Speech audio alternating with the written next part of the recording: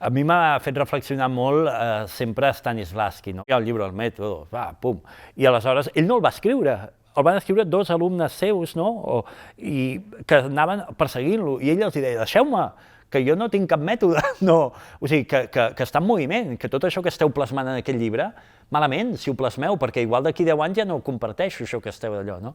És a dir, i aquesta idea, uau, la idea aquesta m'apassiona, no? I a mi, que hi ha molta gent que m'ha conegut de la meva etapa a Macedònia, de la meva etapa a la piscina, de la meva etapa tal, han passat 20 anys, i no tinc res a veure amb allò que era, mantens una essència, no? Però tant de bo poguéssim canviar maneres de ser, maneres de comportar-se, tant de bo aleshores no fos carinyós i ara ho fos, no?